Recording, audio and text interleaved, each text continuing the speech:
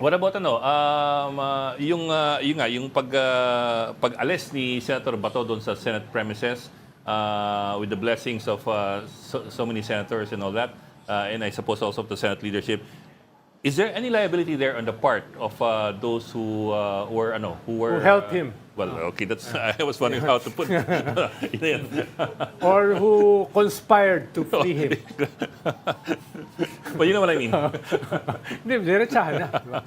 Di ba? Hindi siya pinapahuli ng presidente. Ayun nga eh. That also actually, complicates things eh. pwede mong sabihin, di naman pinapahuli, bakit di sumama lang sa amin para lumabas. Yun, sir. Also, Baka daw pumunta lang sa Burger King.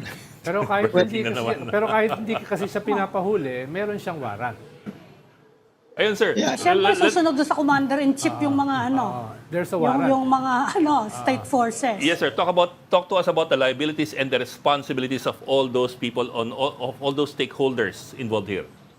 Well, iklaro lang natin, let's put it in context. Yung sabi ng presidente, umalis na muna kayo dyan, it's very temporary. Just to diffuse the tension probably and para it will not escalate into more violence. So I think that was prudent. At hindi naman niya sinabi na permanently hindi ko na yan ipapahuli. Because the president is also accountable. If there is, you have to understand and remind ourselves, ang mga complainant po dito, kapwa Pilipino natin. Hindi naman ito away ng Pilipino at saka ng dayuhan eh. It is Filipino versus Filipino. Kaya lang nasa ICC, kasi nung mga panahon ng Duterte administration and the earlier part of this administration, government was proven to be unwilling and unable to investigate and prosecute and hold accountable yung may kagagawan ng EJK. So, even the president He's cannot obliged. ayaw kong ipa-serve ang warrant na yan. Pwede rin ho siyang managot dyan kung if you refuse to serve a validly issued warrant by a court of appropriate jurisdiction. Kasi nga, trabaho yan ng executive. Siguro, yung sa kanyang sinasabi lang, sa ngayon, yung habang nandun siya sa Senado. So, he can change his mind. As a matter of fact, he should change his mind kasi nagoyo na sila eh. Di ba? Sabi nila, nandito protective custody, pero yun pala, pinatakas nila. So, talk of responsibility. Number one, they have moral liability. Kasi pinangako nila, dito lang muna siya, huwag kayong mag-alala, hindi niya tinatakbuhan. Nagkaroon na ng konting insidente, suspicion ng pananggiba, stage lang yon para bang ambush me ang nangyari.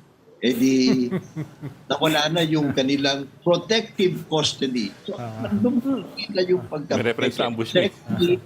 Political liability nila, meron. Kasi nakikita ng taong bayan na mukhang, showbiz lang tayo eh, di ba? Pinilito lang tayo, pinapaano lang tayo ng mga insidente na sila naman mukhang planado ng kung kani-kaninong mga partido yan. Thirdly, legal responsibility. If and when the government files obstruction of justice against any one of those, especially after makuha nating ebidensya, this will work against the accused.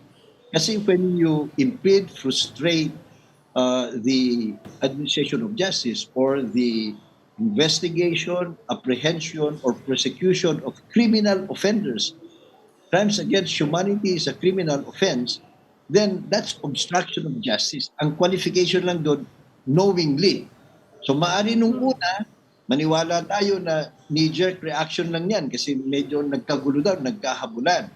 Pero the day after they had restored order in the Senate, nasa kanilang protective custody, nagpaalam sa kanila, sige, alis na ako, eskapo uli muna ako, magtago at pinayagan nila, baka that will be betraying yung knowingly frustrating the service of that warrant. Maari ho yun. Depende ngayon sa DOJ, sa kanilang pag-iimbestiga, if they can put it together, I think the subsequent decision of the senators to allow him to leave and hide again could be an evidence or indication of their knowingly frustrating the service of that